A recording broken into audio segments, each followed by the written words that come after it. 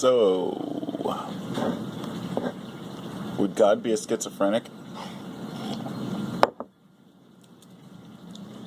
This came to, this is a joke, of course, but that would be another anthropomorphic quality, trying to attribute qualities of what a god might be to what humans may think. And it was kind of a half joke that came to light when I was listening to a Manly Hall lecture earlier, and he was talking about reincarnation. And Mr. Hall has always inspired me with his speeches. And at the same time, after listening to about all of them, at least all the ones that I could find,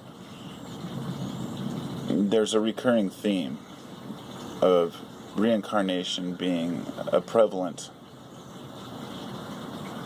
belief of his.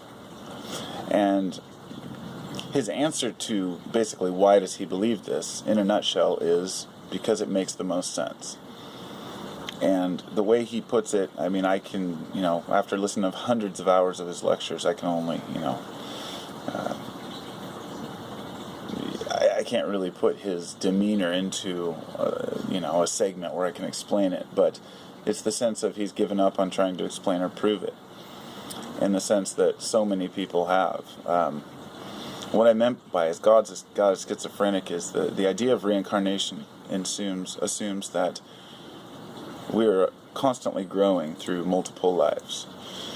And in Eastern mysticism, or you might hear of a bodhisattva. A bodhisattva is one who has moved beyond the needs for mortal life, one who has reached a level where they don't have to reincarnate any longer and they can make the choice. I was thinking about this, and the way Mr. Hall puts it is that once a person has lived a good life without harming anyone, where he harmed no person, was always protected, never killed anyone, never harmed another soul, basically never did anything wrong. And then he can move beyond this mortal coil.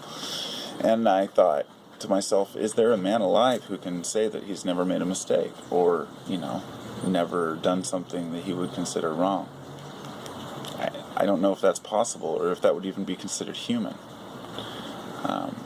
And it all comes down to subjective opinion of what's right and wrong, too, right? And what is right and wrong? Do we learn how to be violent people? Do we learn how to be greedy, selfish people? Or is it something we're born with? Having 3 kids, I observed growing up, I watched them as they fight over little things and mine. They go through that phase, and you have to teach them to share. So people who think that kids just share by nature, well, that's not necessarily true. I don't know what a kid would be like growing up without any influence. They've had a few experiments like that, but can a man live without being harmed or without harming others? Can a person really do that? I don't know. It makes me wonder.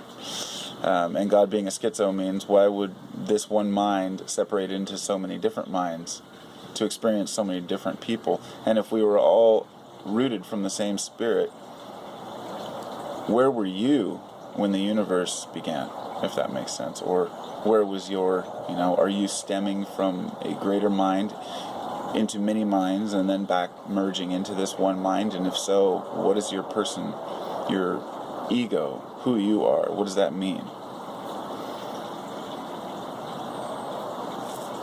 I'll just leave it at that. Take care, everybody.